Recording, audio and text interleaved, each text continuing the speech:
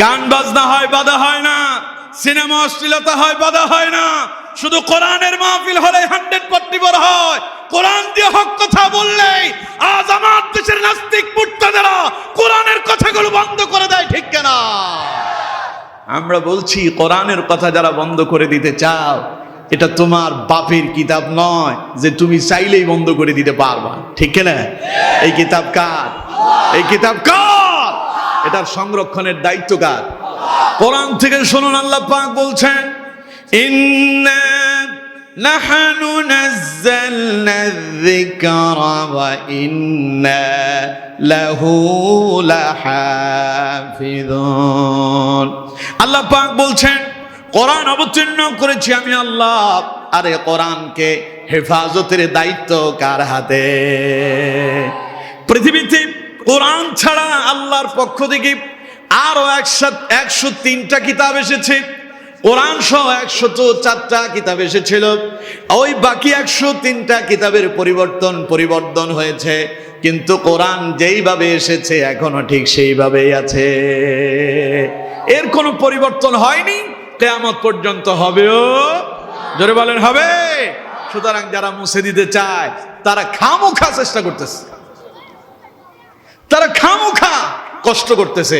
তাদেরকে বলবো, দয়া করে এই কষ্ট বাদ দিয়ে অন্য কোনো কাজে লেগে যান, কারণ কোরআন আপনি মুছে দিতে পারবেন না। এই কোরআনকে যারা মুছে দিতে চেয়েছিল তারাই মুছে গিয়েছে, ঠিক কিনা? যেরকম ঠিক কিনা? সুতরাং আমাদের মুসলমান ভিতরে লুকিয়ে থাকা মুনাফিকদেরকে বলছি, সতর্ক হয়ে যাও, সাবধান হয়ে যাও। কোরআন মুছে দেওয়ার ক্ষমতা কারো নাই। কোরআন পৃথিবীতে যেমন ভাবে এসেছে এখনো তেমনই আছে, কিয়ামত পর্যন্ত তেমনই থাকবে, এর কোনো পরিবর্তন হবে না, হবে না, হবে না, ঠিক কিনা? সুতরাং জীবনের প্রতিটা মুহূর্তে কোরআনের পক্ষে থাকতে রাজি আছেন? আরো জোরে বলেন, থাকতে রাজি আছেন? আল্লাহ আমাদেরকে তৌফিক দান করুন, আমরা বলি আমিন। আরো জোরে বলুন আমিন। তাহলে আমার বন্ধুগণ, বলছিলাম রাসূলুল্লাহর কাছে যখন কোরআন আসতো নবীজি ঘামিয়ে যেতেন। আমার বন্ধুগণ, এই যে আয়াতগুলো আমি তিলাওয়াত করলাম, এই আয়াত অবতীর্ণ হওয়ার সময় একটা প্রেক্ষাপট ছিল। হযরত ওমর ইবনুল খাত্তাব রাদিয়াল্লাহু তাআলা আনহু তিনি বর্ণনা করছেন, হযরত ওমর বলছেন, রাসূলুল্লাহর উপরে যখন ওহী অবতীর্ণ হতো, নবীজির আশেপাশে যারা থাকতেন তারা একটা গুনগুন করে শব্দ শুনতে পেতেন। মৌমাছির ন্যায় গুনগুন করে একটা শব্দ তারা শুনতে পেতেন। যখনই ওই শব্দ তারা শুনতে পেতেন, তারা বুঝতে পারতেন এই মুহূর্তেই রাসূলুল্লাহর উপরে কোরআন অবতীর্ণ হচ্ছে। হযরত ওমর বলছেন, একদিন আমরা রাসূলুল্লাহর সামনে বসা, হঠাৎ করে মৌমাছির ন্যায় সেই গুনগুন শব্দ শুরু হয়ে গেল। আমাদের আর বুঝতে বাকি থাকলো না যে এই মুহূর্তেই রাসূলুল্লাহর উপরে ওহী অবতীর্ণ হচ্ছে। আমরা অপেক্ষা করতে লাগলাম কখন ওহী সমাপ্ত হবে। কিছুক্ষণ পরে সেই গুনগুন শব্দ বন্ধ হয়ে গেল। হযরত ওমর বলছেন, আমরা বুঝতে পারলাম এখন ওহী সমাপ্ত হয়েছে, নবীজি এবার আমাদেরকে নতুন কোনো সংবাদ শোনাবেন। কিন্তু হযরত ওমর বললেন, নবীজি আমাদের সঙ্গে কোনো কথাই বললেন না। হযরত ওমর বললেন, রাসূলুল্লাহ কাবার দিকে মুখ করে নামাজের সুরাতেই বসে গেলেন আর আল্লাহর কাছে দোয়া করতে লাগলেন, আল্লাহুম্মা জিদনা ওয়া লা তানকুসনা ওয়া আকরিমনা ওয়া লা তুহিন্না ওয়া আ'তিনা ওয়া লা তাহরিমনা ওয়া আথিরনা ওয়া লা তুসির আলাইনা ওয়া আরদিনা ওয়া রাদ আন্না ইয়া রাব্বাল আলামিন। পড়েন আমিন। আমার বন্ধুগণ, হযরত ওমর বললেন, রাসূলুল্লাহ কাবার দিকে মুখ করে বসলেন আর তিনি দোয়া করতে লাগলেন, আল্লাহুম্মা জিদনা ওয়া লা তানকুসনা, আল্লাহ তুমি আমাদেরকে বেশি বেশি দাও, কম দিও না। ওয়া আকরিমনা ওয়া লা তুহিন্না, তুমি আমাদের সম্মান বাড়ায় দাও, আমাদেরকে বেইজ্জতি করো না, অপমানিত করো না। ওয়া আ'তিনা ওয়া লা তাহরিমনা, তুমি আমাদেরকে দান করো, আমাদেরকে তুমি বঞ্চিত করো না। ওয়া আরদিনা ওয়া আথিরনা ওয়া লা তুসির আলাইনা। নবী করিম সাল্লাল্লাহু আলাইহি ওয়াসাল্লাম বললেন, আল্লাহ তুমি আমাদেরকে অন্যের উপর অধিকার দাও, আমাদের উপর অন্যকে অধিকার দিও না। ওয়া আরদিনা ওয়া রাদ জান্নাহ। আর তোমার সন্তুষ্টিতে আমাদেরকে সন্তুষ্ট করো, আর যেই কাজ করলে তুমি খুশি হও ওই কাজ করার তৌফিক আমাদেরকে বেশি বেশি দান করো, বলুন আমিন। হযরত ওমর বললেন, রাসূলুল্লাহ এবার আল্লাহর কাছে দোয়া শেষ করে আমাদের দিকে ফিরলেন, আমাদের দিকে তাকায়া নবীজি আমাদেরকে বললেন, আমার সাহাবীরা, আমার উম্মতেরা, তোমরা যারা ঈমান এনেছো, তোমরা যারা কালেমা পড়েছো, আল্লাহ তাআলা তোমাদের জন্য একটা সুসংবাদ পাঠিয়েছেন, পড়েন সুবহানাল্লাহ। আমার বন্ধুগণ, নবীজি বললেন, আমার সাহাবীরা শোনো, এই মুহূর্তে আমার কাছে জিবরাইল এসেছেন আর সংবাদ দিয়ে গেলেন, قد أفلح المؤمنون, ওহী অবতীর্ণ হয়েছে। আল্লাহ পাক বলছেন সফল তো তারা, মুমিন হয়েছে যারা, বলেন সুবহানাল্লাহ, আরো জোরে বলেন সুবহানাল্লাহ। এখন এই কথা বলার পেছনে কারণ কি? আমার বন্ধুগণ, নবী করিম সাল্লাল্লাহু আলাইহি ওয়াসাল্লাম যখন কালেমার দাওয়াত দেওয়া শুরু করলো, রাসূলুল্লাহর উপরে নির্যাতন হলো কি হলো না? কথা কয় না, হলো কি হলো না? আর রাসূলুল্লাহর ওই কালেমা যারা গ্রহণ করলো, কবুল করলো, কালেমা পড়ে যারা মুসলমান হলো, তারা মনে হয় নির্যাতিত হন নাই? হয় নাই? আমার বন্ধুগণ, ঈমান কবুল করলেন হযরত বিলাল। কাফেররা হযরত বিলালকে উত্তপ্ত মরুভূমির উপরে চিৎ করে শোয়া দিয়া বুকের উপরে পাথর চাপা দিয়ে রাখলো। ঈমান কবুল করলেন হযরত খাব্বাব। কাফেররা তারে ধরলো, জ্বলন্ত কয়লার উপরে চিৎ করে শোয়া দিয়া হাঁটু দিয়া চেপে ধরলো। ঈমান কবুল করলেন হযরতে ইয়াসির রাদিয়াল্লাহু তাআলা আনহু। কাফেররা তারে ধরলো, দুই পায়ের ভেতরে রশি বেঁধে দিয়া, দুটা উটের পায়ের সঙ্গে রশি বেঁধে দিয়া দুই উটকে দুই দিকে দাবায়া দিল, দৌড়ায়া দিল, দৌড়াতে লাগলো। দুইটা উট যখন দুই দিকে দৌড়ানো শুরু করলো, হযরতে ইয়াসির রাদিয়াল্লাহু তাআলা আনহুর দুই পা ছিঁড়ে শরীরটা দ্বিখণ্ডিত হয়ে গেল। ঈমান কবুল করলেন হযরতে ইয়াসির রাদিয়াল্লাহু তাআলা আনহুর স্ত্রী হযরতে সুমাইয়া রাদিয়াল্লাহু তাআলা আনহা। ঈমান কবুল করার কারণে কাফেরেরা তারে ধরলো, হাত পা খুঁটির সঙ্গে বেঁধে নিল। এরপরে একটা বর্ষা দিয়া আবু জাহেল হযরতে সুমাইয়া রাদিয়াল্লাহু তাআলা আনহার লজ্জাস্থানের উপরে এত জোরে আঘাত করলো, হযরতে সুমাইয়া রাদিয়াল্লাহু তাআলা আনহা শাহাদাত বরণ করলেন। আর নারীদের ভিতরে সর্বপ্রথম তিনি শাহাদাত বরণ করেছেন। এইভাবে সাহাবীদের উপর নির্যাতন চলছে। শুধু তাই নয়, যারা ঈমান কবুল করলো, যারাই মুসলমান হয়ে গেল, কাফেররা তাদের সাথে সম্পর্ক বন্ধ করে দিল। ওদের সঙ্গে কথাবার্তা চলে না, ওদের সঙ্গে কথাবার্তা হয় না, ওদের সঙ্গে ব্যবসা বাণিজ্য করতে চায় না। ওরা যদি ব্যবসা বাণিজ্য করে, লোকেরা তাদের কাছ থেকে ক্রয় করতে চায় না। তার মানে মুসলমানদেরকে একগুঁয়ে করে দেওয়া হয়েছে, মুসলমানদের সঙ্গে কাফেরদের কোনো সম্পর্ক নাই। পরে সাহাবায়ে কেরাম চিন্তা করলেন, আহারে ঈমান কবুল করে মনে হয় আমরা তো দারুণভাবে লোকসানের ভেতরে পড়ে গেলাম, আমরা তো ক্ষতিগ্রস্ততার ভেতরে পড়ে গেলাম, আমরা তো বিফল হয়ে গেলাম। আসলে যারা ঈমান কবুল করছে তারা সফল না বিফল? আরো জোরে বলেন, সফল না বিফল? এখন সাহাবায়ে কেরাম চিন্তা করতেছেন, মার খাচ্ছেন, ব্যবসা বাণিজ্য বন্ধ হয়ে গেল, বেচা কিনা হয় না, লোকজন কথা কয় না, তাদের সঙ্গে উঠা বসা করে না, দারুণভাবে তারা চতুর্দিক থেকে বাধাগ্রস্ত হচ্ছে। মন খারাপ, খুব মন খারাপ। আজ দেখবেন সারা পৃথিবীর দিকে তাকায় দেখেন, ইসলাম যারা মেনে চলে, ইসলামী আন্দোলনের সঙ্গে যারা সম্পৃক্ত হয়, কোরআনের কথা যারা বলে, কোরআনের অনুশাসন যারা মেনে চলে, তারাও ঠিক একই রকম বিপদার মুসিবতের সম্মুখীন। ঠিক কেনা? কথা কন না কেন? ঠিক কেনা? আমার বন্ধুগণ, সেই সময় সাহাবায়ে কেরামের অবস্থা এমনই ছিল। সাহাবায়ে কেরাম যখন এমন চিন্তায় পড়ে গেলেন, টেনশনে পড়ে গেলেন, তখন আল্লাহ তাআলা সাহাবীদের টেনশন, তাদের দুশ্চিন্তা আল্লাহ পাক দূর করলেন কোরআনুল কারীমের আয়াত অবতীর্ণ করে দিয়ে। বলুন সুবহানাল্লাহ। আল্লাহ রাব্বুল আলামিন বলছেন, নবী আপনি শোনা দেন, আপনার সাহাবীদেরকে শোনা দেন, যাদের বাড়ি আছে তারা সফল নয়, যার গাড়ি আছে সে সফল নয়, যে ক্ষমতার মালিক হয়েছে সে সফল নয়, বরং সফল তো তারাই হয়েছে। قد أفلح المؤمنون, ঈমান এনেছে যারা, সফল হয়েছে তারা। সুবহানাল্লাহ। আচ্ছা কোন তো দেখি, আমি আপনাদেরকে জিজ্ঞাসা করি, সম্পদের মাঝে কি সফলতা আছে? কথা কন না কেন? সম্পদের সফলতা আছে? বাড়ি গাড়িতে সফলতা আছে? ক্ষমতার মাঝে সফলতা আছে? ক্ষমতার মাঝে যদি সফলতা থাকতো, ফেরাউনের চাইতে বড় ক্ষমতাবান আর কেউ কি ছিল তামাম পৃথিবীতে? কথা কয় না? ছিল? ফেরাউনের নাম শুনছেন তো? কথা কয় না? না, আপনারা তো এইভাবে হইলে চলবে না। ফেরাউনের নাম শুনছেন? এই ফেরাউনের ক্ষমতা কম ছিল না বেশি? কি পরিমাণ ক্ষমতা থাকলে পরে বলে আনা রাব্বুকুমুল আলা, আমি তো সবচাইতে বড় খোদা। বলেন নাউযুবিল্লাহ। নিজেরে প্রভু বলে দাবি করতেছে। তাইলে চিন্তা করেন ক্ষমতা তার কতটুকুন ছিল, কিন্তু ফেরাউনের ওই ক্ষমতা তারে বাঁচাতে পেরেছে? কথা কন না কেন? বাঁচাতে পেরেছে? ফেরাউন মরল কোথায়? সমুদ্রে। ফেরাউন মরল কোথায়? সমুদ্রে। তাইলে কন তো, ফেরাউনের ক্ষমতা যদি ফেরাউনরে যদি বাঁচাতে পারতো, সমুদ্র থেকে তারে বাঁচাতে পারতো কি পারতো না? তার মানে বুঝতে হবে ক্ষমতার মাঝে সফলতা। এরপরে আসেন, অনেকে মনে করে যাদের কাছে টাকা পয়সা আছে, যার বাড়ি গাড়ি আছে, মনে হয় সে সফল।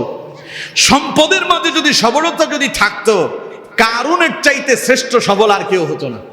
কারণ কারুনের সম্পদের কোনো অভাব ছিল না।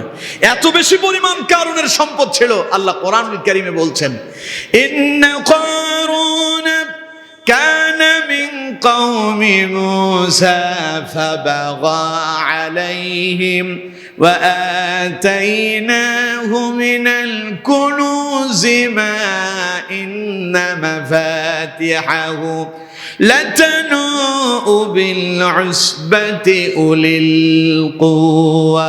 পড়েন আল্লাহু আকবার। আমার বন্ধুগণ, বলছিলাম আল্লাহ রাব্বুল আলামিন কারুনের সম্পদের সম্পর্কে কোরআনুল কারীমে বান্দাদেরকে মেসেজ দিয়ে দিলেন, ইন্না কারুন কানা মিন কওমি মূসা ফাবাগা আলাইহিম ওয়া আতাইনাহু মিনাল কুনুজি মা ইন্না মাফাতিহাহু লাতানূ বিল উসবাতি উলিল কুওয়া। আল্লাহ রাব্বুল আলামিন বলছেন, কারুনকে আমি এত সম্পদ দিয়েছিলাম, কারুনের এত সম্পদ ছিল, কারণ তার সম্পদগুলোকে, তার ধনভাণ্ডার, তার সম্পদগুলোকে দেশ সন্দুকের ভেতরে জমা করে রেখেছিল। ওই সন্দুকগুলোর চাবি বহন করার জন্য একদল মানুষের প্রয়োজন পড়ে যেত। আল্লাহু আকবার। তার মানে বুঝেন সম্পদ কত আছে?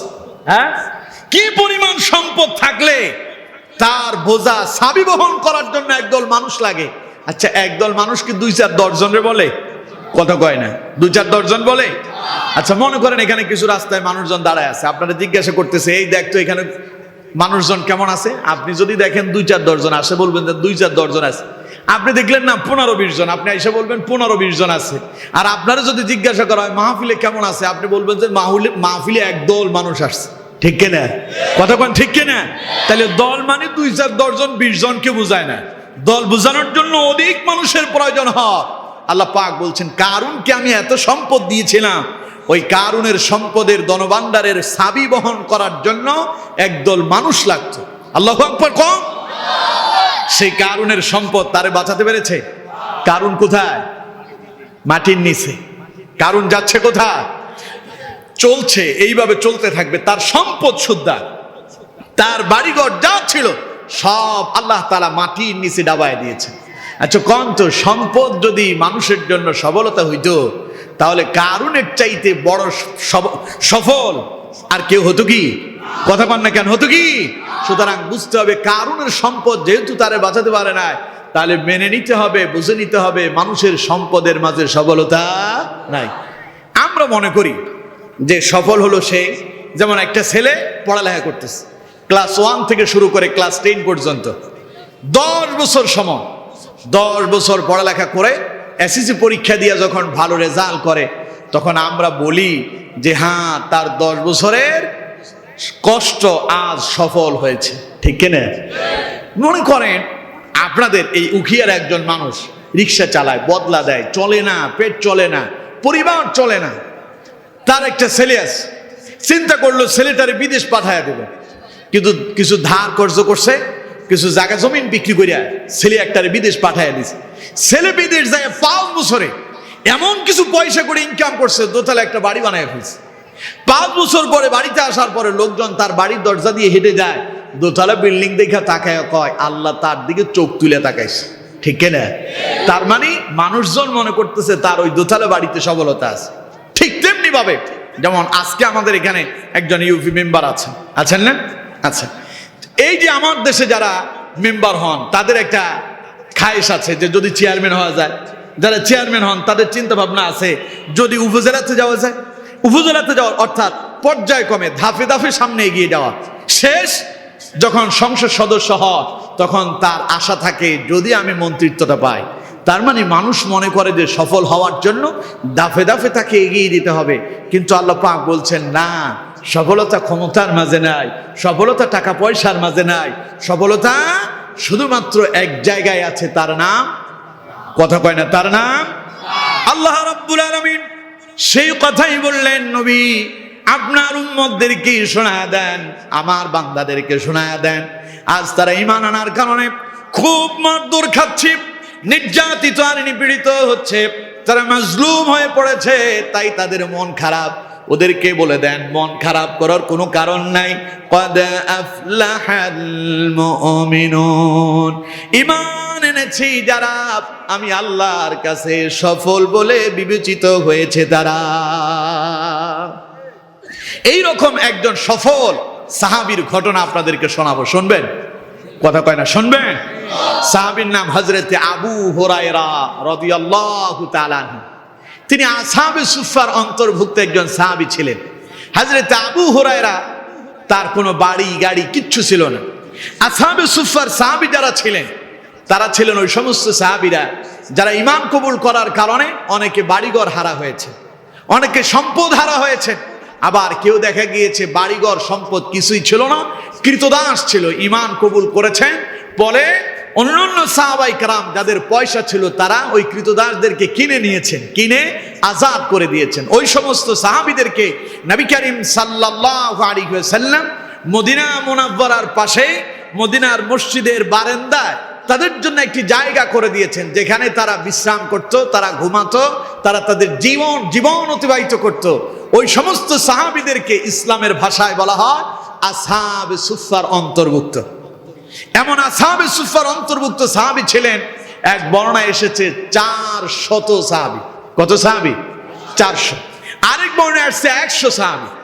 আমার বন্ধুগণ, তাদের ভিতরে শ্রেষ্ঠ একজন সাহাবী নাম হচ্ছে হযরতে আবু হুরায়রা রাদিয়াল্লাহু তাআলা আনহু। বাড়ি ছিল না, গাড়ি ছিল না, সম্পদ ছিল না, কিচ্ছু ছিল না।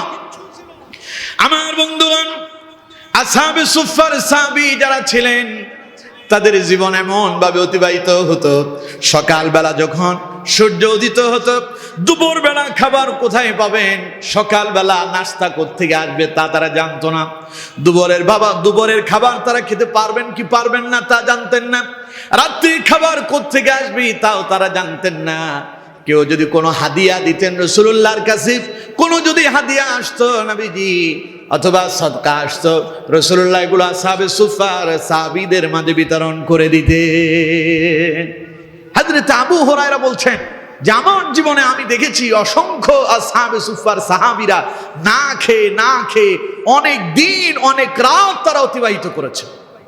বুখারীর বর্ণনা, তিরমিজির বর্ণনায় হযরত আবু হুরায়রা নিজের কথা বলছেন। হযরত আবু হুরায়রা বলছেন আমার জীবনে এমন এমন সময় গিয়েছে যে খাবারের যন্ত্রণায় আমি সোজা হয়ে দাঁড়াতে পারিনি। হযরত আবু হুরায়রা বলছেন সারাদিন খেতে পাইনি, রাত্রিবেলাও খাবার আসেনি, খিদার যন্ত্রণায় আমার পেটটা চটপট করতেছে, আমার শরীরটা দারুণভাবে দুর্বল হয়ে পড়ছে, হাঁটতে পারি না। তো করতাম কি? হযরত আবু হুরায়রা বলছেন পেটের ভিতরে পাথর বাঁধতাম, পাথর বেঁধে মাটিতে উপুড় হয়ে শুয়ে থাকতাম, যাতে করে মাটির আর্দ্রতা পেটে এবং বুকে লাগে, একটু ঠান্ডা লাগলে তখন খিদাটা কিছুটা নিবারণ হয়ে যায়। সুবহানাল্লাহ। হযরত আবু হুরায়রা বলছেন আমার জীবনে এমন অনেক সময় গিয়েছে রাত্রিবেলায় খিদার যন্ত্রণা ছটফট করতেছিলাম, খাবার কোত্থেকে আসবে, কোথাও খাবার এলো না, রাত্রিবেলা ঘুমাতে পারলাম না। আমার যখন খিদার যন্ত্রণায় ঘুম এলো না, আমি রাসূলুল্লাহ সাল্লাল্লাহু আলাইহি সাল্লামের হুজরা মুবারকের রাস্তায় বসে যেতাম, অপেক্ষায় থাকতাম কখন রাসূলুল্লাহ তার হুজরা থেকে বেরিয়ে মসজিদে নববীতে আসবেন। গভীর রাতে রাসূলুল্লাহ যখন তাহাজ্জুদ আদায় করার জন্য কিংবা ফজরের সালাত আদায় করার জন্য নবীজি যখন হুজরা থেকে বের হতেন, তখন আমি ওই রাস্তার কোণে বসে বসে আমার নবীর জন্য অপেক্ষা করতাম। আর যখন আমার খিদার যন্ত্রণা বেড়ে যেত, রাসূলুল্লাহর নুরানি চেহারা মুবারক দেখলে সঙ্গে সঙ্গে আমার সারা দিনের খিদার যন্ত্রণা নিবারণ হয়ে যেত।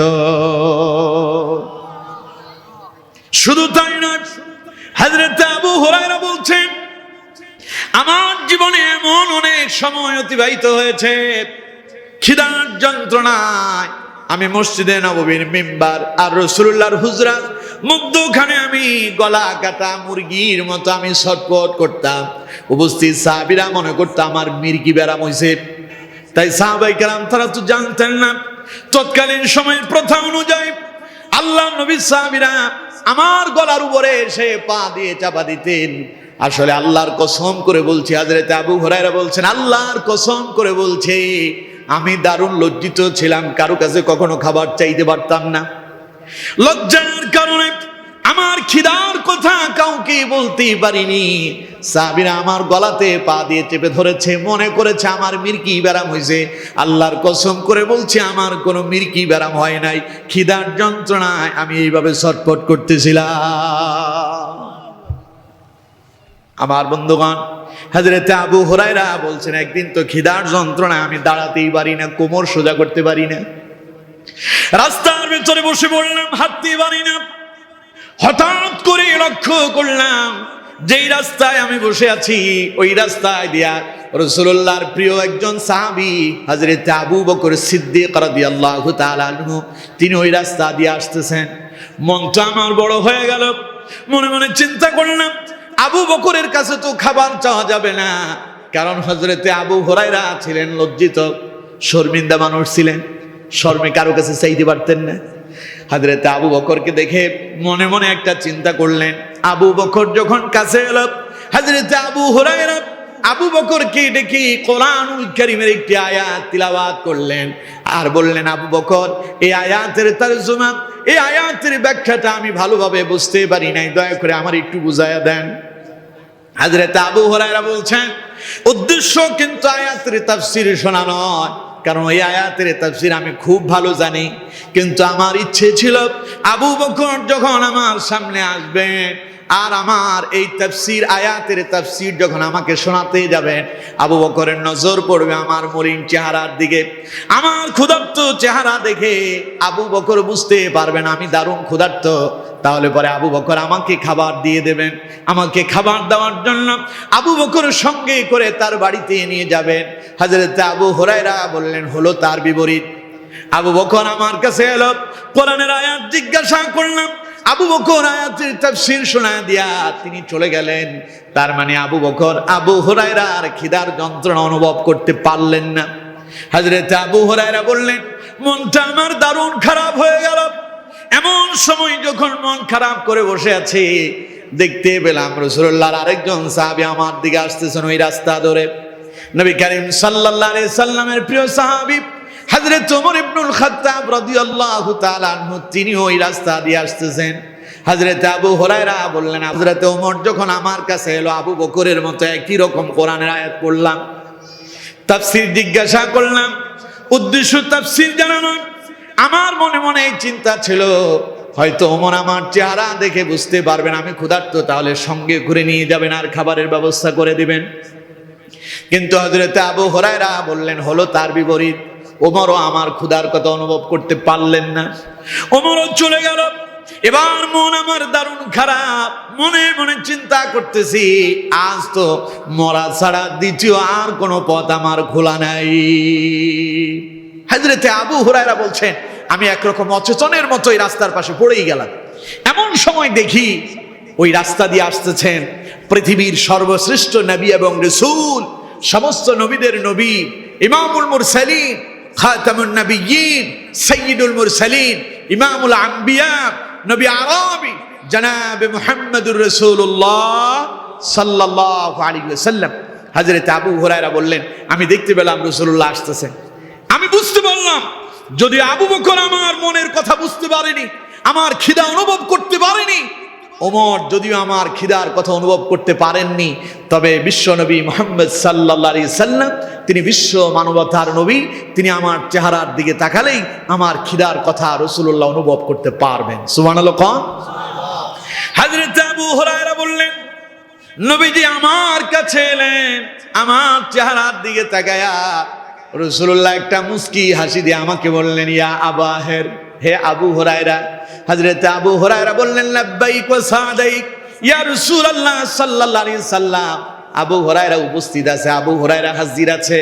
নবীজি বললেন, আবু হুরায়রা মন খারাপ করো না, চিন্তা করো না, টেনশন করো না, আমি যেদিকে যাই আমার পেছনে পেছনে আমার অনুসরণ করতে থাকো। হযরত আবু হুরায়রা বললেন, আমি রাসূলুল্লাহর সঙ্গে রওনা হয়ে গেলাম। নবীজি তার বাড়িতে গেলেন, রাসূলুল্লাহ ঘরের ভেতরে ঢুকলেন, আমি বাইরে দাঁড়িয়ে আছি। নবীজি থেকে অনুমতি নিয়ে ঘরের ভেতরে প্রবেশ করলাম। ঘরের ভেতরে ঢুকেই দেখতে পেলাম টেবিলের উপরে এক পেয়ালা দুধ রয়েছে, এক বাটি দুধ। নবী করিম সাল্লাল্লাহু আলাইহি সাল্লাম ঘরের ভেতরে জিজ্ঞাসা করলেন, দুধ এলো কোত্থেকে? ভেতর থেকে জবাব এলো, ইয়া রাসূলুল্লাহ সাল্লাল্লাহু আলাইহি সাল্লাম, আপনার জন্য আপনার এক বেদুইন সাহাবী, গ্রাম্য সাহাবী আপনার জন্য হাদিয়া দিয়েছে। নবী করিম সাল্লাল্লাহু আলাইহি সাল্লাম এই কথাটা শোনার পরে হযরত আবু হুরায়রা চেহারার দিকে তাকালেন। এরপরে আবু হুরায়রা বললেন, আবু হুরায়রা যাও যাও, আসহাবে সুফার সব সাহাবীদেরকে দাওয়াত দিয়া রাসূলুল্লাহর বাড়িতে নিয়ে আসো। সুবহানাল্লাহ বলেন। কারণ বললাম না নবী কি মানবতার নবী। কারণ রাসূলুল্লাহ বুঝতে পেরেছেন আমার আবু হুরায়রা যেহেতু খাবার খায়নি, তার মানে আজ আসহাবে সুফার কোন সাহাবী খাবার পায়নি। আল্লাহু আকবার বলেন। এর নাম নবী, এর নাম মানবতা, এর নাম বিশ্ব নবী। যে নবীর সাথে तमाम পৃথিবীর কারোর সাথে তুলনা হতে পারে না, পারে না, পারে না, ঠিক কিনা?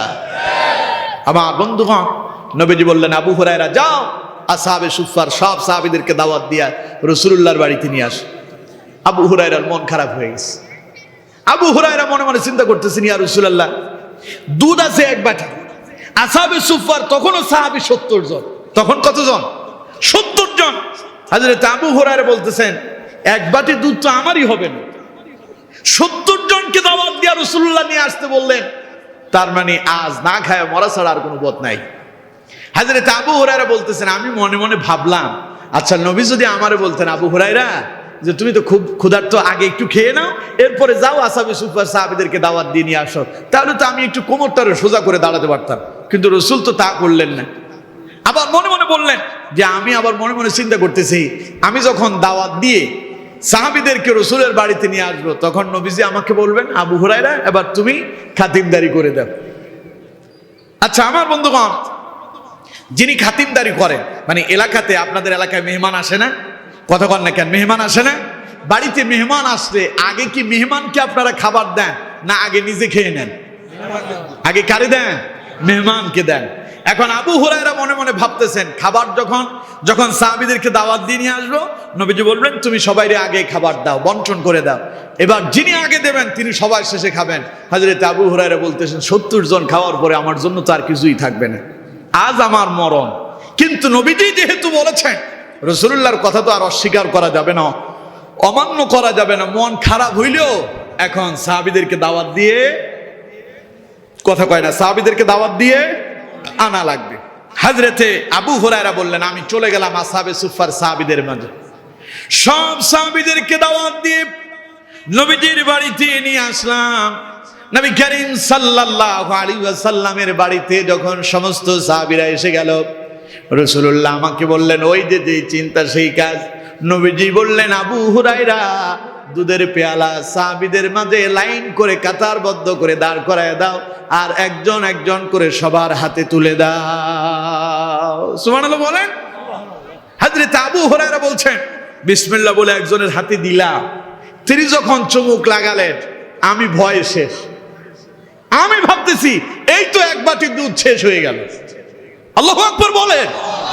হযরত আবু হুরায়রা বলেন এইভাবে একজন দুইজন করে 70 জন পান করছে।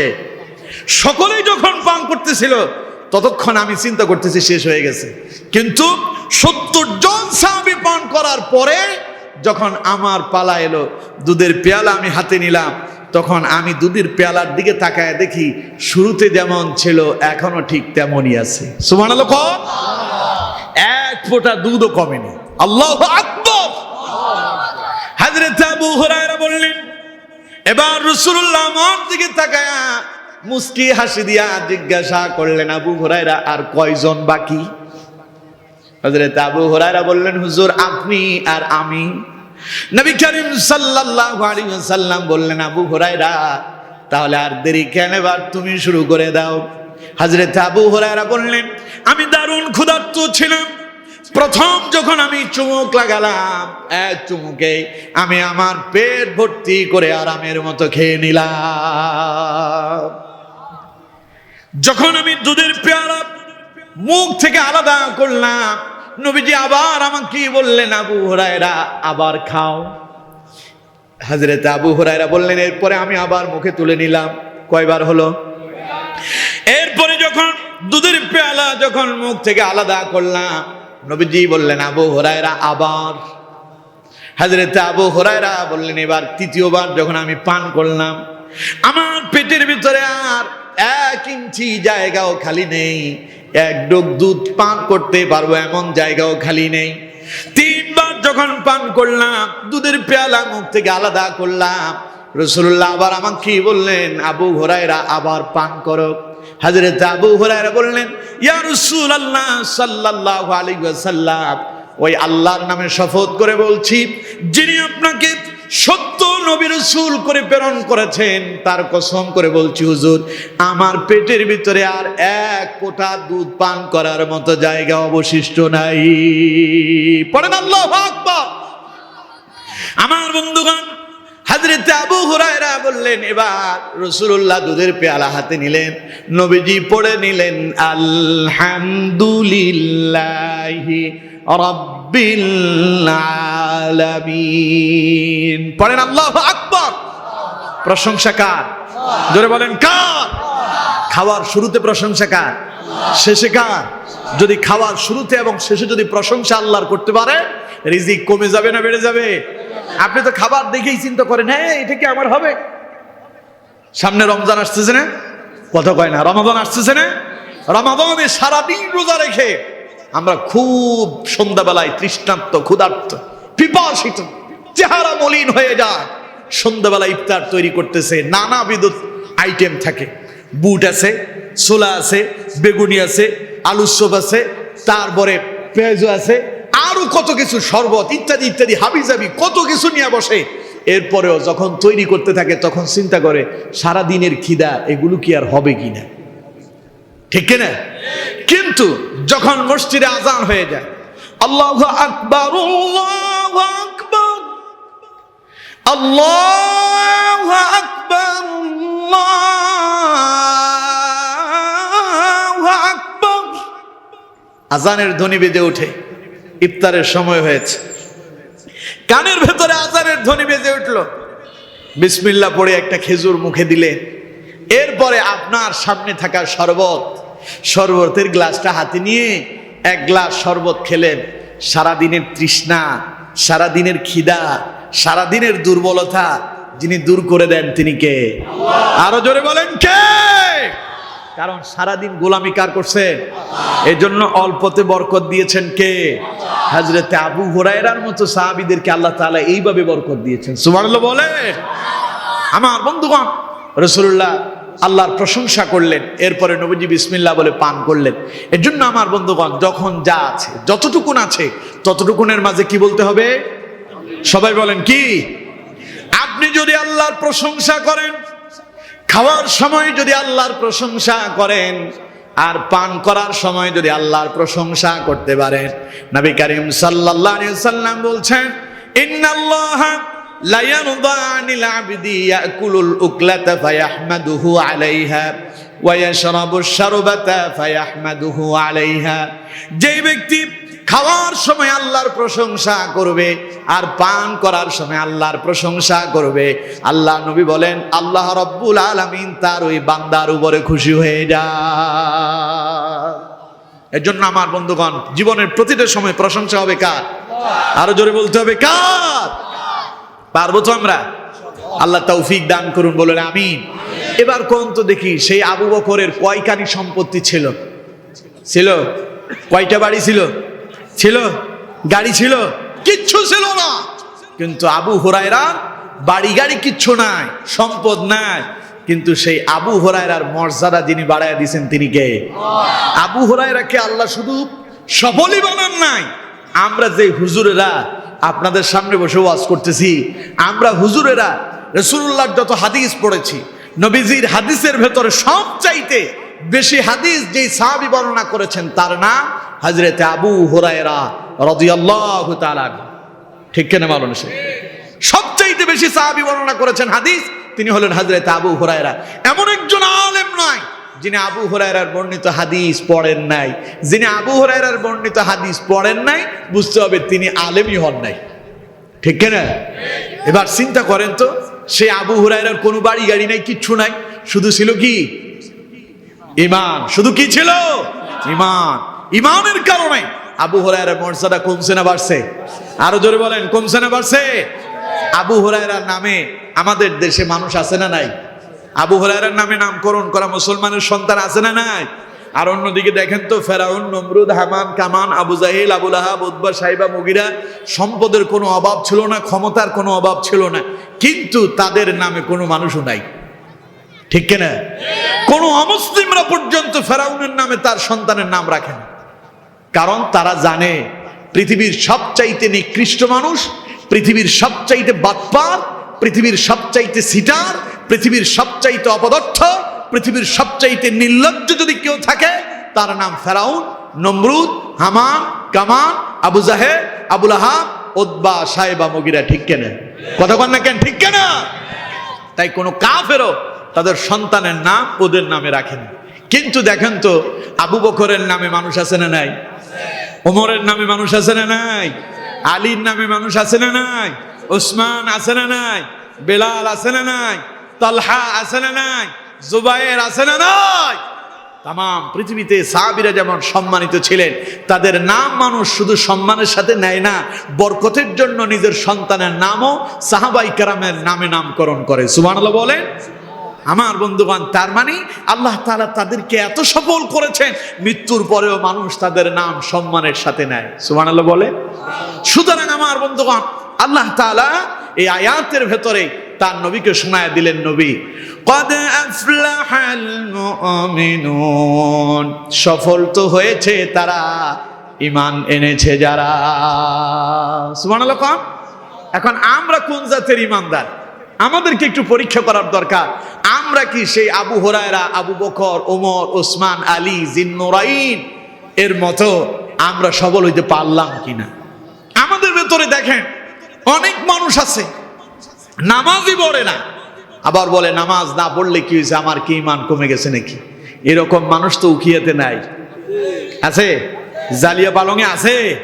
নামাজ নাই, রোজা নাই, দিন নাই, ইসলাম নাই, হালাল নাই, হারাম নাই, নিজের খেয়াল খুশি মতো চলে, আর বলে আমার কি ঈমান কমে গেছে। না না না না, আপনি তো জানেনই না ঈমানদার কারে কয়। আমার বন্ধুগণ, যার ভেতরে নামাজ নাই তার ভেতরে ঈমান নাই, কথাটা আমার নয়, কথাটা বিশ্ব নবী মুহাম্মদুর রাসূলুল্লাহ সাল্লাল্লাহু আলাইহি ওয়াসাল্লাম বলছেন। আল্লাহ নবী বলছেন, বাইনাল আবদি ওয়া বাইনাল কুফরি তারকুস সালাত। একজন মুমিন আর একজন কাফেরের মাঝে একটাই পার্থক্য, মুমিন নামাজ পড়ে আর কাফের নামাজ পড়ে না। এখন আপনি যে বলেন নামাজ না পড়লে কি আমার কি ঈমান কমে গেছে, তাহলে আপনি কোন তো কাফেররা কি নামাজ পড়ে? কথা কয় না, কাফেররা নামাজ পড়ে। নামাজ পড়ে কারা? নামাজ পড়ে কারা? এখন আপনি যে নামাজ পড়তেছেন না, আপনার কি ঈমানদারগিরি আছে না চলে গেছে? আর আপনি বলতেছেন আমার কি ঈমান কমে গেছে নাকি? মিয়া সাহেব, ঈমান থাকলেই তো পরে কমবে। রাসূলুল্লাহ হাদিসের ভিতরে বলছেন, মান তারাকা সালাতান মুতাআম্মিদান ফাকাদ কাফা ইবনে মাজার বর্ণনা, তিরমিজির বর্ণনা, নবী করিম সাল্লাল্লাহু আলাইহি সাল্লাম বলেন, কেউ যদি ইচ্ছাকৃত এক ওয়াক্ত নামাজ ছেড়ে দেয় সে কাফের হয়ে যায়। নাউজুবিল্লাহ বলেন না? তা আপনি যে নামাজ না পড়ে আবার লম্বা লম্বা কথা কন, চিল্লায় কয় নামাজ না পড়লে কি হয়েছে, আমার কি ইমান কমে গেছে। মিয়া সাহেব, আপনার ইমান যে কবে গেছে তা আপনি জানেনই না, ঠিক কিনা? কথা কন না কেন, ঠিক কিনা? কিন্তু আমার বন্ধুগণ, সাহাবাই কেরাম জীবনে নামাজ ছেড়ে দিয়েছেন, কোরআন ছেড়ে দিয়েছেন, ইসলাম ছেড়ে দিয়েছেন, মদ জুয়ার সাথে ছিলেন, গোটা জীবন তারা ইসলাম আর কোরআন দিয়ে সাজিয়েছেন। এই জন্য আল্লাহ তাদেরকে সফল বলেছেন। সুতরাং সফল শুধু কালেমা পড়ার নাম নয়, সফল হওয়ার জন্য ঈমান আনার পরে কিছু কর্মকাণ্ড করতে হবে। আমার বন্ধুগণ, এই আয়াতগুলোর ভেতরে সফল মুমিনের 7টা গুণাগুণ আল্লাহ তাআলা বর্ণনা করেছেন। যার ভেতরে এই 7টা গুণ থাকবে, আল্লাহ তাআলা বলছেন সেই ব্যক্তি সফল মুমিন হয়ে যাবে। সুবহানাল্লাহ বলেন। আচ্ছা, আবু হুরায়রার মতো সফল মুমিন কারা হতে চান দেখি হাত তুলেন তো। লিল্লাহি তাকবীর, লিল্লাহি তাকবীর। হাত নামান, আল্লাহ আমাদের হাতগুলো কবুল করুন, আমরা বলি আমিন। আবু হুরায়রার মতো যদি সফল মুমিন হতে হয়, আবু বকরের মতো যদি সফল মুমিন হতে হয়, ওমর ওসমান আলীর মতো যদি সফল মুমিন হতে হয়, তাহলে 7টা কাজ করতে হবে। কয়টা? জোরে বলেন কয়টা? দেখুন আল্লাহ পাক এর পরের আয়াতগুলোতে বলছেন। আল্লাহ রাব্বুল আলামিন বলছেন সফল মুমিন কারা, তাদের গুণাগুণ কি হবে। আল্লাহ পাক 1 নাম্বার জানিয়ে দিচ্ছেন, আল্লাযীনা হুম ফি সালাতিহিম খাশিউন। আল্লাহ রাব্বুল আলামিন বলছেন দিল দিয়া তারা নামাজ আদায় করে, তার মানে নামাজে যখন দাঁড়িয়ে যায় তাদের কানেকশন আল্লাহর সঙ্গে লেগে যায়। কিন্তু এখন আমাদের অবস্থা কি? আমাদের অবস্থা কি? আমরা নামাজে দাঁড়ালে ইমাম সাহেব যদি কেরাত একটু লম্বা পড়ে, তো আমাদের মুসল্লিদের পেছন থেকে সিগন্যাল, মিস কল আছে না নাই? সামনে আসতেছে রমাদান, তারাবি। এই তারাবিতে আমাদের দেশে বিভিন্ন মসজিদগুলোতে সূরা তারাবির নামে কিছু 5G গতিতে নামাজ চলে, আছে না? নামাজ পড়তেছে, ইমাম সাহেব পড়তেছে আলহামদুলিল্লাহ, আল্লাহু আকবার, সামিআল্লাহু লিমান, আল্লাহু আকবার, আল্লাহু আকবার, আছে না নাই? আমি দেখেছি ফেসবুকে, গত বছর দেখলাম যে এক ইমাম সাহেব মসজিদে ইমামতি করতেছেন, তিনি আল্লাহু আকবার বলে সেজদায় গেলেন, রুকু করলেন, সেজদা করলেন, সেজদা থেকে উঠে গেছে, মুসল্লি এখনো যাচ্ছে, মুসল্লি উঠতে উঠতে উনি দ্বিতীয় রাকাতের শেষ সেজদাও করে উনি বৈঠকে বসে গেছে। তার মানে চিন্তা করেন নামাজ কত দ্রুত গতিতে চলতেছে। ওদের কাছে 5G নেটওয়ার্কও ফেল, ঠিক কিনা? কথা বলেন না কেন, ঠিক কিনা? এই নামাজ চলবে? এটা কি মুমিনের নামাজ? কথা কয় না, এটা মুমিনের নামাজ। সফল মুমিনের নামাজ এমন না। সফল মুমিন যখন নামাজে দাঁড়া বিনয়ের সাথে নামাজ আদায় করে, তার কেরাত হয় লম্বা, তার রুকু হয় লম্বা, তার সেজদা হয় লম্বা। কিন্তু আমার দেশের মুসল্লিদের নামাজ, রুকু আর সিজদার অবস্থা এত খারাপ যে তারা যে নামাজ পড়তেছে এটা পড়ার চাইতে না পড়াই ভালো ছিল, ঠিক কিনা? এখন আপনারা বলবেন হুজুর নামাজ না পড়ার চাইতে ভালো, এই কথা কেন কইলে? এই কথা আমি বলি নাই, আল্লাহই বলেছে। সূরাটা আপনারা সবাই পারেন, সূরার নাম সূরা মাউন। আর আপনারা যেই নামে চিনবেন তাড়াতাড়ি, আর আইতাল্লাযী। সূরার নাম কি? আর আইতাল্লাযী পারেন না আপনারা? ওই সূরার ভেতরে আল্লাহ পাক বলছেন ফাওয়াইলুল লিল মুসাল্লিন আল্লাযীনা হুম আন সালাতিহিম সাহুন আল্লাযীনা হুম ইউরাউনা ওয়া ইয়ামনাউনাল মাউন। কার কথা? আল্লাহ পাক বলছেন ফাওয়াইলুল লিল মুসাল্লিন, দুর্ভাগ্য ওই সমস্ত মুসল্লিদের, আল্লাযীনা হুম আন সালাতিহিম সাহুন আল্লাযীনা হুম ইউরাউনা ওয়া ইয়ামনাউনাল মাউন। যারা নামাজের ভিতরে ছিল উদাসীন, যারা মানুষদেরকে দেখানোর জন্য নামাজ আদায় করেছে, যারা বিনয়ের সাথে নামাজ আদায় করলো, আল্লাহ পাক বলেন তাদের এই নামাজ তাদের কোনো কাজে আসলো না। তাহলে এবার কোন কথা? আমার না আল্লাহর? আরো জোরে বলেন আমার না আল্লাহর। তাহলে নামাজ এখন বিনয়ের সাথে হবে না তাড়াহুড়োর সাথে হবে? এখন আমাদের অবস্থা, আহারে, নামাজ হতে হবে একাগ্রতার সাথে। নামাজ হতে হবে কিসের সাথে? কন্ত একাগ্রতার সাথে, এক মন এক ধ্যানে। আমার বন্ধুগণ, কিন্তু আমরা যখন নামাজে দাঁড়াই মন আমাদের চতুর্দিকে চলে যায়, ঠিক কিনা? কথা কন না কেন, ঠিক কিনা? আচ্ছা, আপনাদেরকে একটা প্রশ্ন করে আছে, কোন তো নামাজে যদি মন যদি এই দিক সেই দিক যায়, নামাজ হবে? সবাই বলেন হবে। আচ্ছা, হবে না, আর পক্ষে কারা কারা হাত তোলেন? নামাজ হবে না। তার মানে সবাই, মোটামুটি সবাই দেন হাত নামাজ। আচ্ছা, এবার আমি প্রশ্ন করি, আজকের এশারের নামাজ পড়ছেন তো আপনারা? কথা কয় না, এশারের নামাজ পড়ছেন? হাত উঠানোর জন্য এখন বলবো না, হয়তো দুই একজন মানে মানুষের কারণে শর্মিন্দা হয়ে লজ্জায় হাত উঠে ফেলবেন। হয়তো আপনি এশারের নামাজ পড়েন নাই, তার মানে আপনি মিথ্যাবাদী হয়ে যাবেন। যারা এশারের নামাজ পড়েন নাই, মাহফিল শেষে এশারের নামাজ পড়ে তারপর ঘুমাবেন, পারবেন তো ইনশাআল্লাহ? আল্লাহ তৌফিক দান করুন, বলুন আমিন। যারা এশারের নামাজ পড়েছেন তাদেরকে প্রশ্ন করি, আজকে আপনি নামাজে দাঁড়াচ্ছেন, নামাজে দাঁড়ায় যে নামাজ পড়লেন, মন আপনার কি এদিক সেদিক যায় নাই? কথা কয় না, যায় নাই? এখন আপনার নামাজের কি হালত হবে?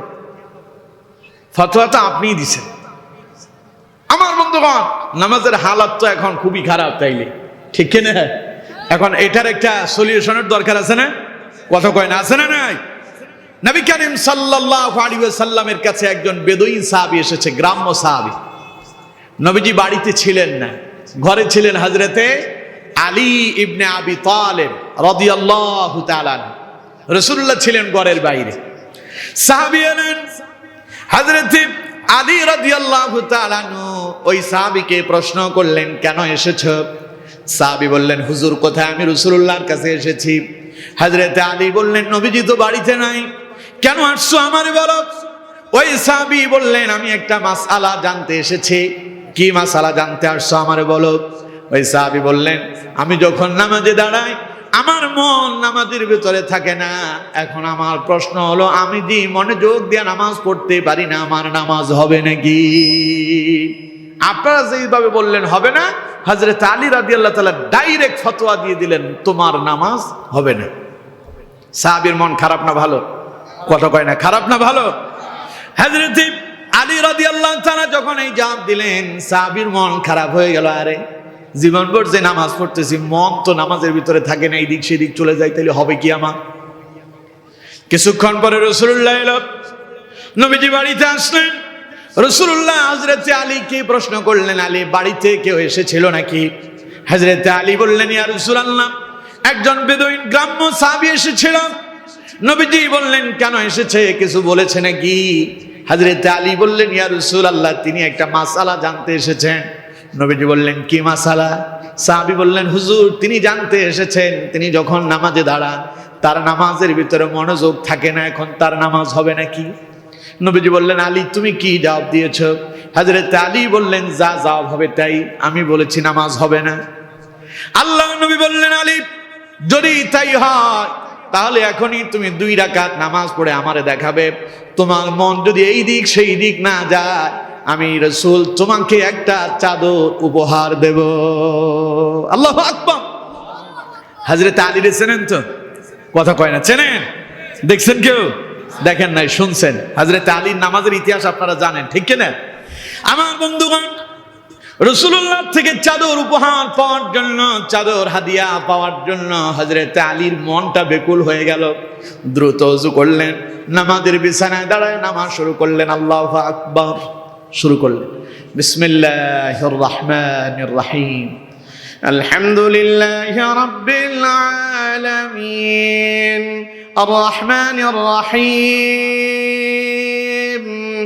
মালিকি ইয়াউমিদ্দিন, ইয়্যাকা না'বুদু ওয়া ইয়্যাকা নাস্তাঈন, ইহদিনাস সিরাতাল মুস্তাকিম, صراط الذين أنعمت عليهم غير المغضوب عليهم ولا الضالين।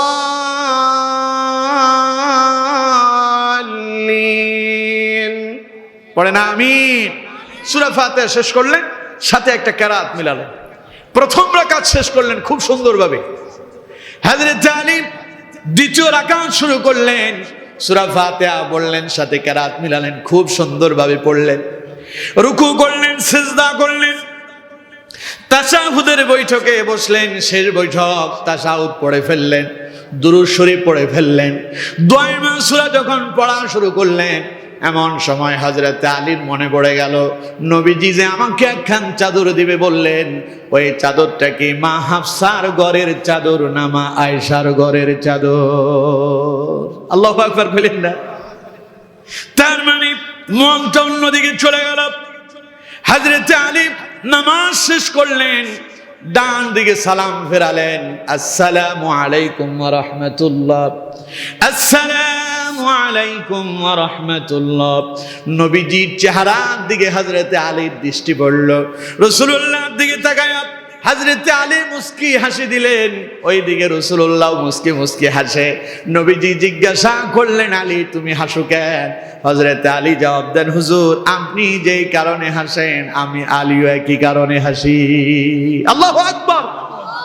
তার মানে আমার বন্ধুগণ, নামাজে দাঁড়ালে মন এই দিক সেই দিক যেতেই পারে। আপনি নামাজে দাঁড়ালেন এই জালিয়া পালংয়ে, আপনার এই এলাকাতে নামাজে দাঁড়ালেন, আপনার মন কক্সবাজার যেতেই পারে, ইনানি বিচে যেতেই পারে, আপনার মন চলে যেতে পারে নিউ মার্কেট, আপনার মন চলে যেতে ঢাকার রাজধানীতে চলে যেতে পারে, আপনার মন চলে যেতে পারে আমেরিকায়, কানাডা, ইউরোপ, যেতেই পারে, যাওয়াটাই স্বাভাবিক।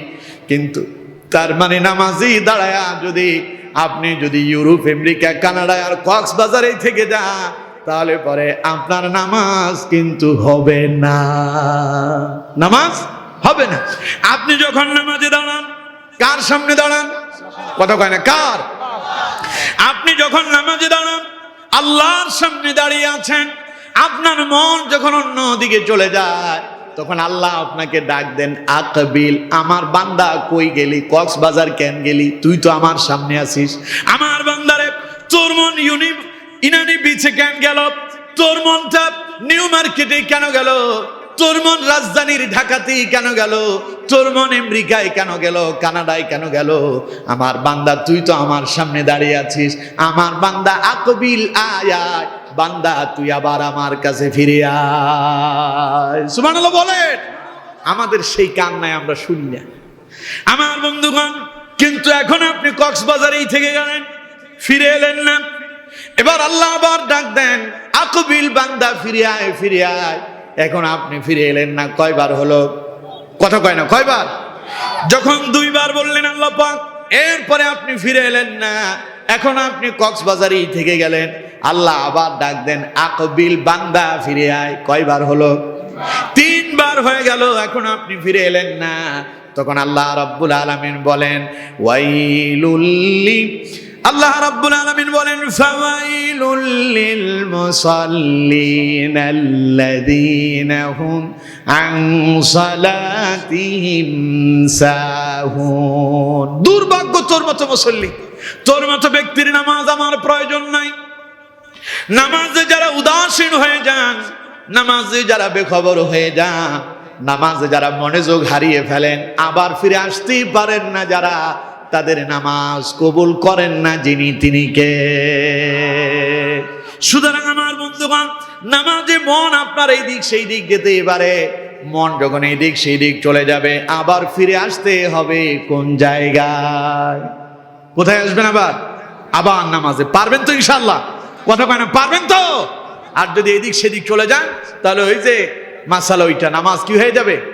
বরবাদ হয়ে যাবে, বাতিল হয়ে যাবে। আচ্ছা, এখন হযরত আলী যে জবাব দিলেন যে তোমার মন অন্যদিকে গেলেই নামাজ শেষ, এখন এটা যে হযরত আলী বললেন এই কথা সত্য না মিথ্যা, তাও তো যাচাই করার দরকার আছে না নাই?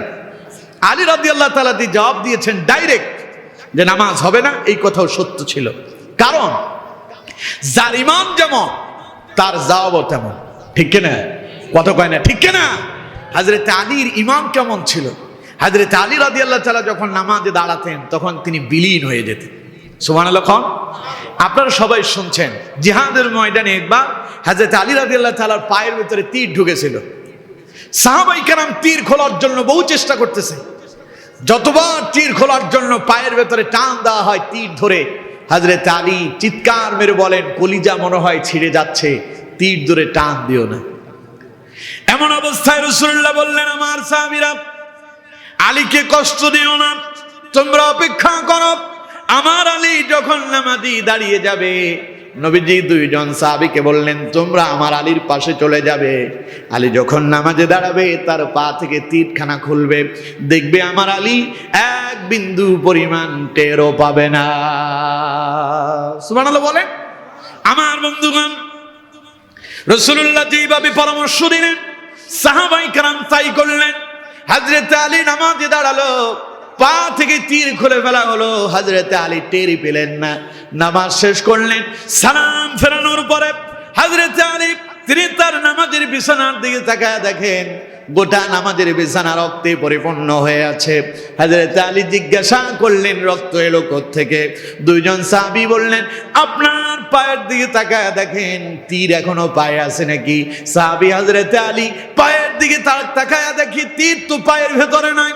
জিজ্ঞাসা করলেন, তীর গেল কই? সাহাবায়ে কেরাম বললেন, নবীজি আমাদেরকে বলেছেন আমার আলী যখন নামাজে দাঁড়িয়ে যাবে তীর তোমরা খুলে ফেলবে, দেখবে আমার আলী এক বিন্দু পরিমাণ টেরও পাবে না। সুবহানাল্লাহ বলেন। তাহলে হযরত আলী যে জবাব দিয়েছে, জবাব কি আছে? ঠিক আছে। এখন আমাদের অবস্থা কি? হযরত আলীর পা থেকে তীর খুলে ফেলা হয়েছে, তিনি টের পেন নাই। আর আমাদের মুসল্লিদের অবস্থা, পায়ে যদি একটা মশা বসে এমন জোরে মারছে, ইমাম সাহেব মনে করতেছে মনে হয় জায়গা ধরা নিয়ে মুসল্লি পেছনে মারামারি লাগছে। ঠিক কিনা? কথা বল না কেন? ঠিক কিনা?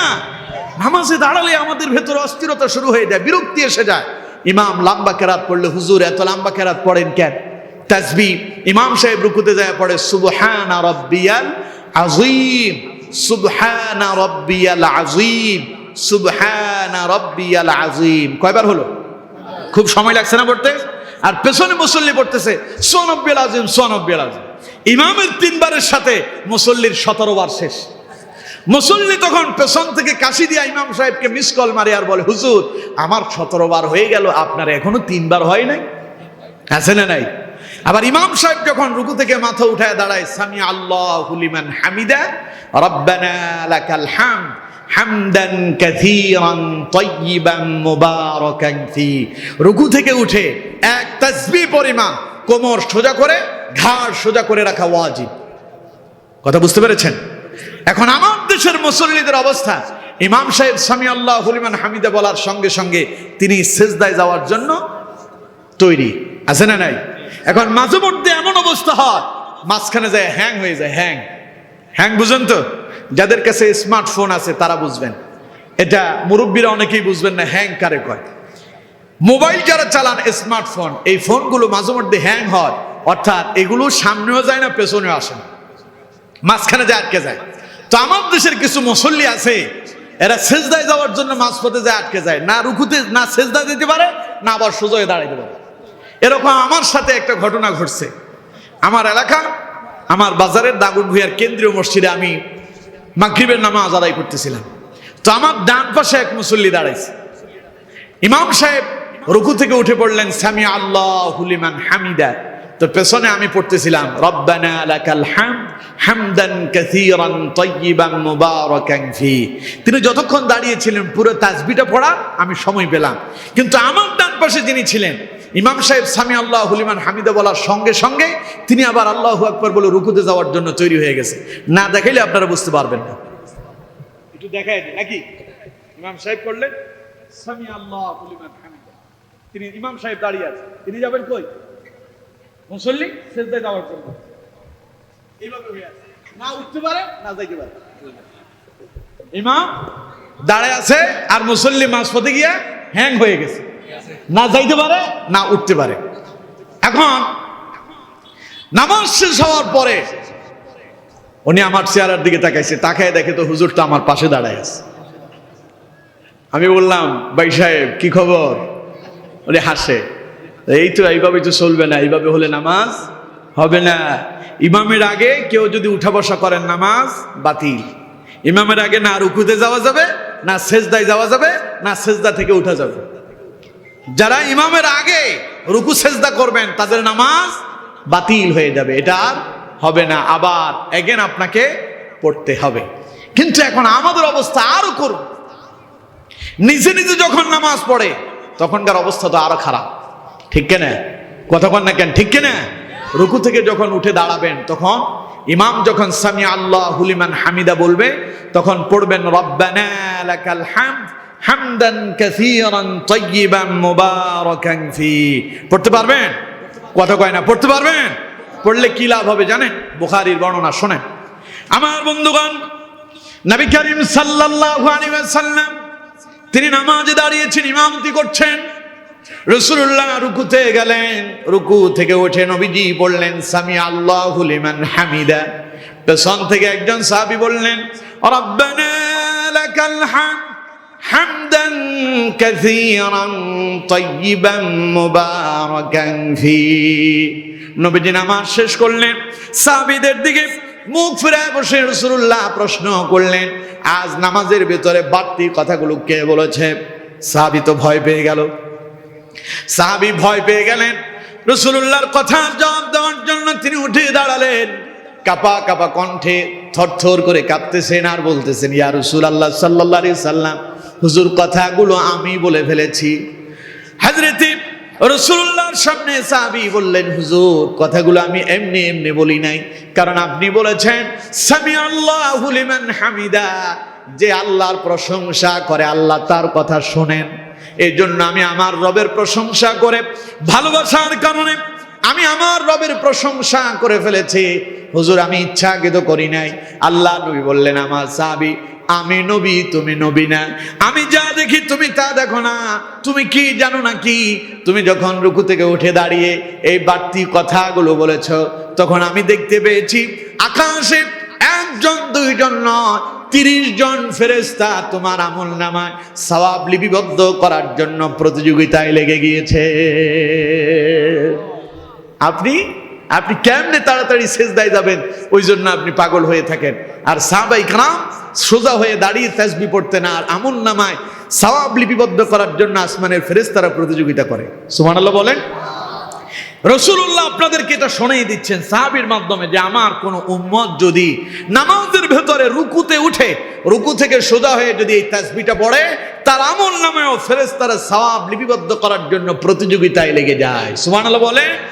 সুতরাং রুকু থেকে উঠে দাঁড়াবেন তো? কথা কয় না, দাঁড়াবেন তো? আবার আমাদের বহু ইমাম সাহেব আছে সামি আল্লাহু লিমান হামিদা আল্লাহু আকবার। আজ মাগরিবের নামাজ এক মসজিদে পড়লাম, আজকের কথা বলতেছি আর কি নামাজ পড়তেছে না দৌড়াদৌড়ি করতেছে, আমি বুঝলামই না। নামাজের ভেতরে এগুলো চলবে না। ইমামদের যদি এই অবস্থা হয়, মুসল্লির অবস্থা তো আরো খারাপ হবে। ঠিক কিনা? কথা কন না কেন? ঠিক কিনা? ইমাম সাহেবরা নামাজে দাঁড়ালে মনে করে যে মনে হয় তার মাথার উপরে কোনো বোঝা দেওয়া হয়েছে, তাই জন্য তিনি তাড়াহুড়ো করতেছেন। আমার মুসল্লিরা আমার জিজ্ঞাসা করে, হুজুর আপনি এত সময় কি নামাজে কি পড়েন? আপনি নামাজে দাঁড়ালে, আমার সাধারণত মাগরিবের নামাজও পড়াইতে আমার 12 মিনিট সময় লাগে। মাগরিবের নামাজ পড়াইতে কত মিনিট লাগে? 12 মিনিট। এশারের নামাজ পড়াইতে সেম একই টাইম।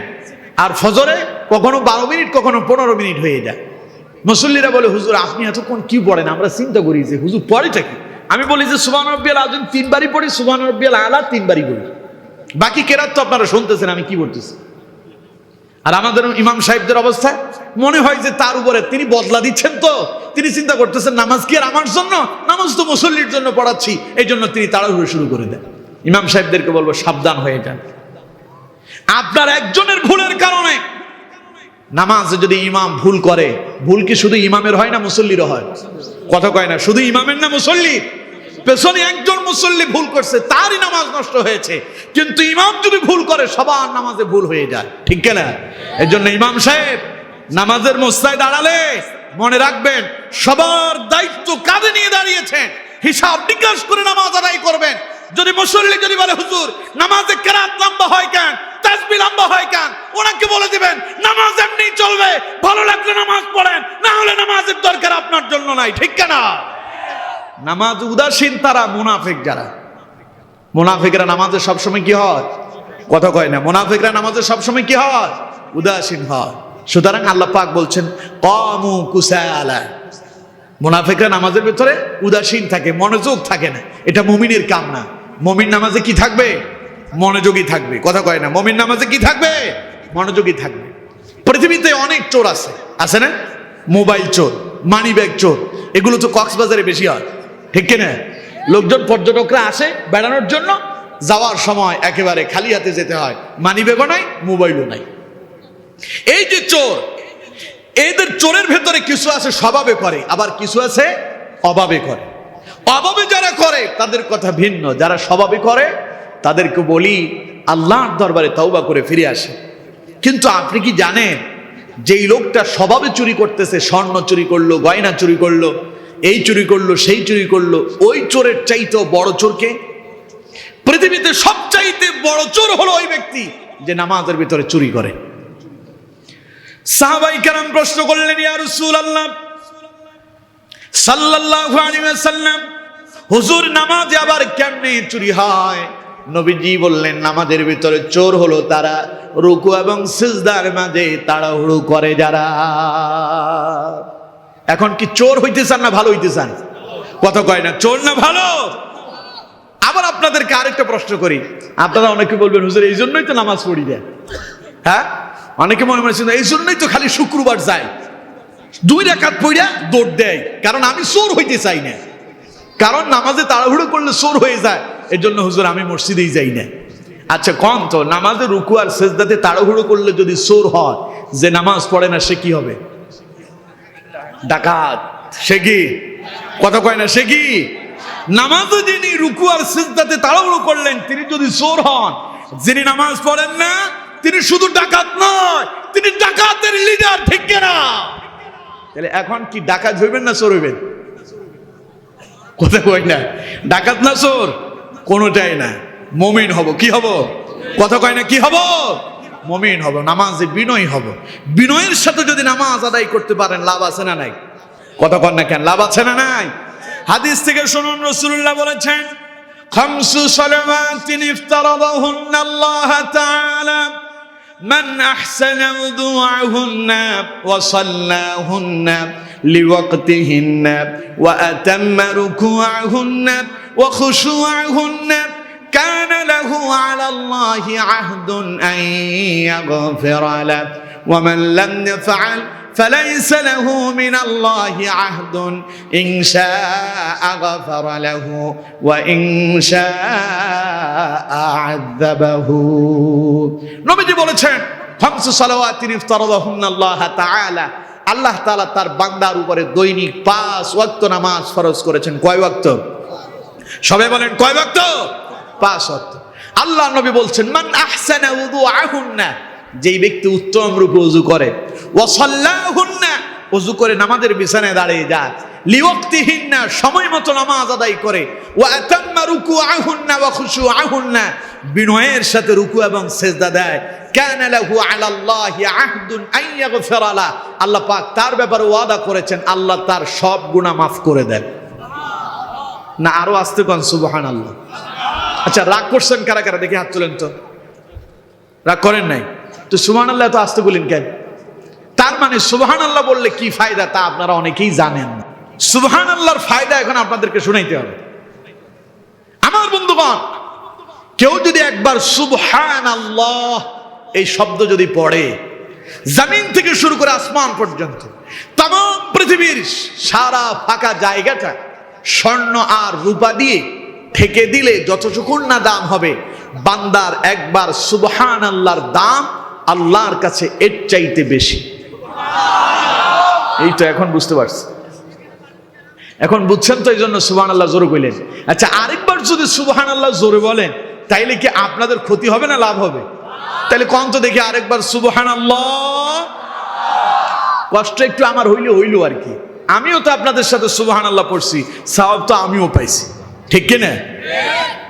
তাহলে আমার বন্ধুগণ, নবীজি বলেছেন কেউ যদি উত্তম রূপে ওযু করে নেয়, নামাজের বিছানায় দাঁড়িয়ে যায়, বিনয়ের সাথে রুকু আর সিজদা গুলো আদায় করে, তার মানে নামাজ যদি বিনয়ের সঙ্গে আদায় করতে পারেন, নবী করিম সাল্লাল্লাহু আলাইহি সাল্লাম বলছেন, কানা লাহু আলাল্লাহি আহদুন আন ইয়াগফিরা লাহু, আল্লাহ আপনার ব্যাপারে ওয়াদা করেছেন আল্লাহ তাআলা আপনার সকল গুনাহগুলো মাফ করে দেবে।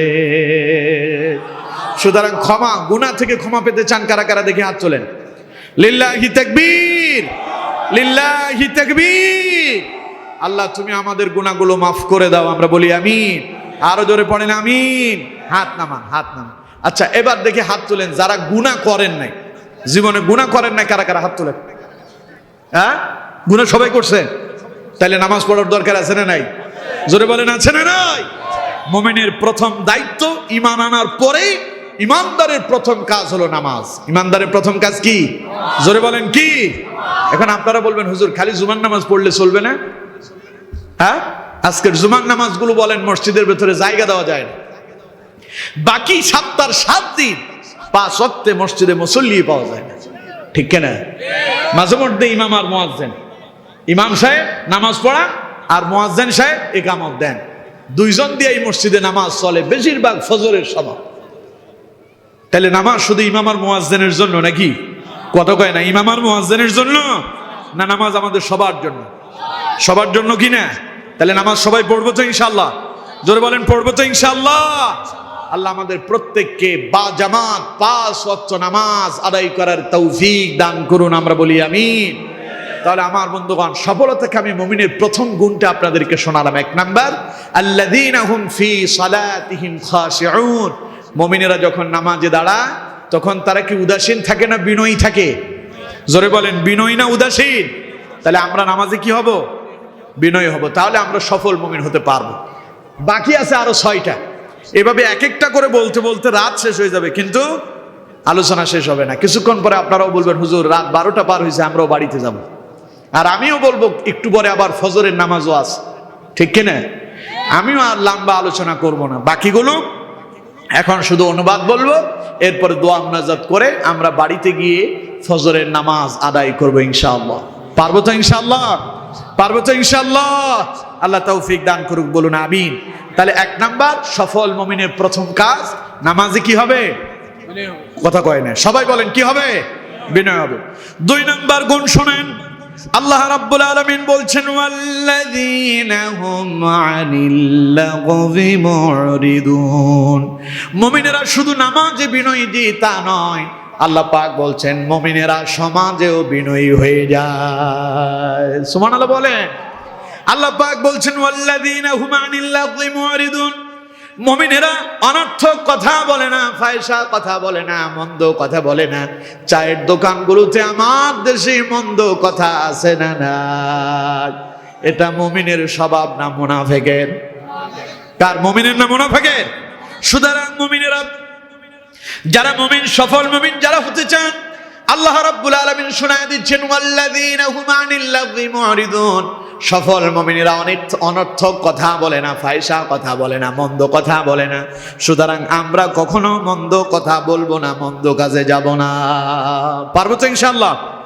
3 নাম্বার শোনেন, আল্লাহ পাক বলছেন ওয়াল্লাযীনা হুম লিয-যাকাতি ফাঈলুন। সফল মুমিনের 3 নাম্বার কোয়ালিটি হলো সফল মুমিন হিসাব করে করে যাকাত আদায় করে দেয়। 4 নাম্বার আল্লাহ পাক বলছেন ওয়াল্লাযীনা হুম লিফুরুজিহিম হাফিজুন। সফল মুমিনদের 4 নাম্বার কোয়ালিটি হলো তারা তাদের লজ্জাস্থানের হেফাজত করে। এবার আল্লাহ পাক 5 নাম্বার এবং 6 নাম্বার দুইটা একসঙ্গে আল্লাহ পাক বললেন ওয়াল্লাযীনা হুম লিআমানাতিহিম ওয়া আহদিহিম রাউন। আল্লাহ রাব্বুল আলামিন বলছেন সফল মুমিনদের 5ম নাম্বার কোয়ালিটি হলো ওয়াল্লাযীনা হুম লিআমানাতিহিম, তারা আমানতের সংরক্ষণ করে, ওয়া আহদিহিম রাউন, ওয়াদা করলে তা বাস্তবায়ন করে। সুবহানাল্লাহ বলেন।